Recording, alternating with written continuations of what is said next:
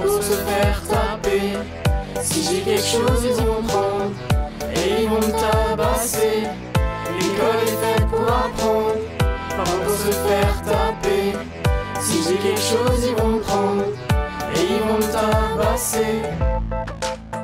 Le 6 novembre 2025, la sonnerie du collège donne déjà le ton de la journée. C'est au rythme du refrain d'une chanson écrite par les ambassadeurs que la journée nationale de lutte contre le harcèlement a débuté.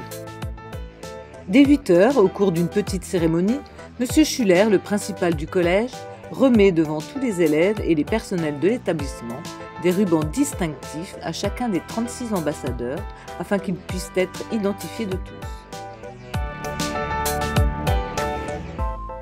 Ensuite, tous les élèves, accompagnés de leurs enseignants, gagnent l'arrière de l'établissement pour former un 30-18 géant.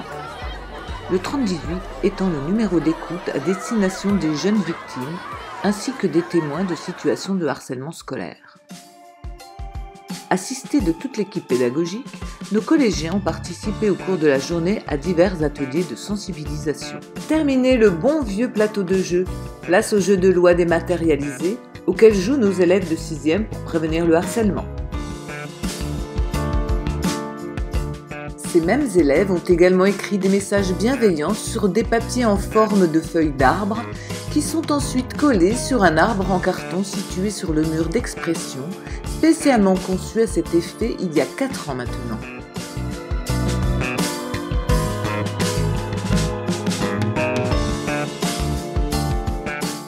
En classe de 5e, les élèves ont répondu à des questionnaires réalisés à partir de vidéos primées au niveau national et académique, dont des vidéos de notre établissement.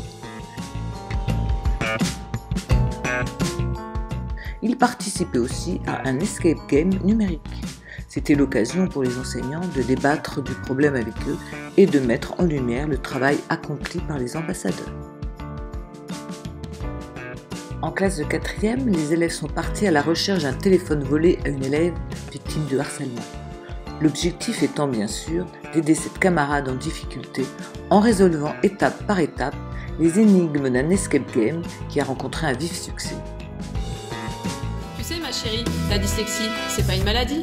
Mais les lettres se mélangent dans ma tête. Le harceleur et ses disciples me trouvent bête. Ils m'ont discriminée, immédiatement disqualifiée. En sport, j'ai voulu être dispensée pour me dissimuler. C'est toujours le même disque. T'es distrait, t'es disjoncté. J'en ai marre, je me sens trop bizarre. Je me fais insulter, maltraiter à longueur de journée. Les ambassadeurs sont là pour toi. On est là, ne t'en fais pas, ça ira. On t'aidera, on te soutiendra, on t'écoutera, on te comprendra. Au final, tu verras, le collège c'est sympa. Au final, tu verras, le collège c'est sympa. Pour me délivrer des injures, j'ai préféré en parler. Quelqu'un m'a épaulé et je me suis sentie écoutée. Ils ont aussi rédigé des acrostiches à partir des mots NaH, harcèlement, bienveillance, aide, soutien et partage.